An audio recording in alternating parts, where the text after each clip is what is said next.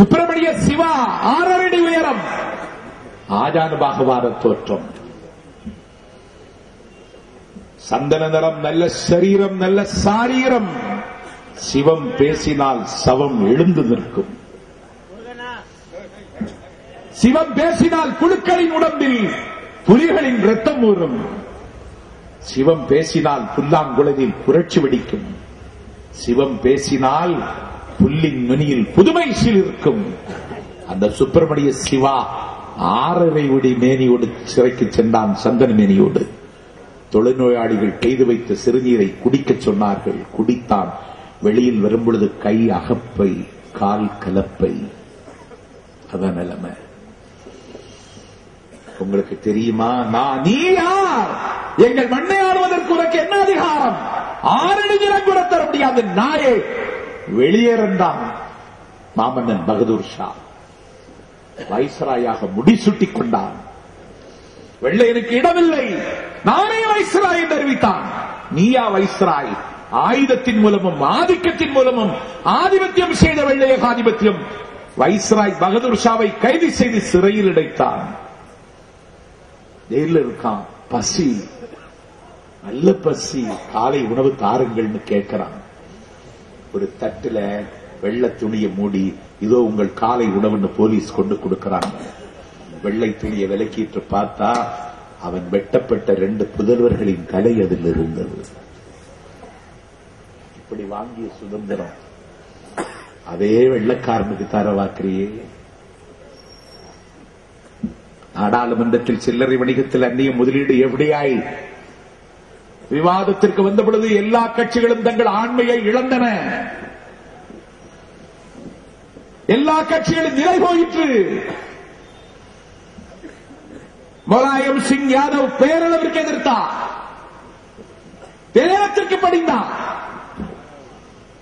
மாயாவதி மிரட்டினார், பிறகு மயங்கினார். கருணாநிதி 2 நாடகம் போட்டார். சில்லறை வணிகத்தில் அந்நிய முதலீடா? தமிழ்நாட்டில் அனுமதி இல்லை என்று இங்கே அறிவித்து விட்டார்கள். ஆகவே எனக்கு கவலை இல்லை. காங்கிரஸை என்று ஆதரிச்சு வாக்களித்தேன்னா பிஜேபி ஆட்சி வந்துவிடக் கூடாது என்பதற்காக வாக்களித்தேங்கிறான். சண்டாள வாய் திறந்தா பொய்யா புழுவுறானே. பொய் சொல்றவாக்கி போஜனம் கிடைக்காதுன்னு சொல்ற இவன் குஷ்பு வரைக்கும் போய் நிக்கிறானே.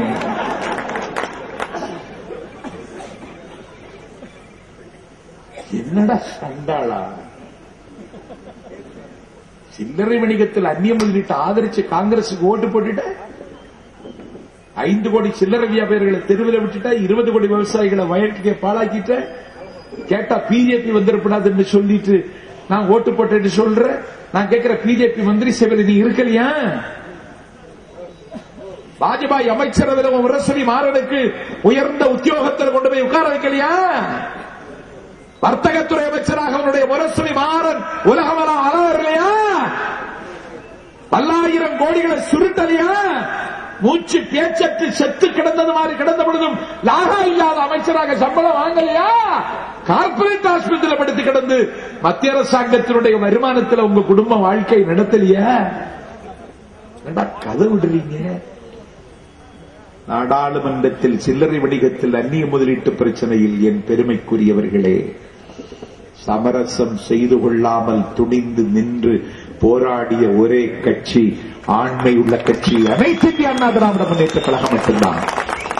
வர்த்தகத்துறை அமைச்சர் கமல்நாத்துக்கு யானைய விலைக்கு வாங்க முடிஞ்சது, தாமரைய விலைக்கு வாங்க முடிஞ்சது. அவனால இலையை வாங்க முடியவில்லை. ஞாபகத்தில் வைத்துக் கொள்ளுங்கள். அம்மா சரணடையல. அதான் இந்தியா முழுவதும் அம்மாவை ஆச்சரியத்தோட பார்க்கிறான். இன்னைக்கு குஜராத்தில் வெற்றி சரித்திரம் படைத்திருக்கின்ற 4வது முறையாக முடிசூட்டப்பட்டிருக்கிற மோடி சொல்லுகிறார், வாருங்கள் அம்மா, நீங்கள் என்னை வந்து வாழ்த்துங்கள் என்கிறார். அகமதாபாத்திற்கு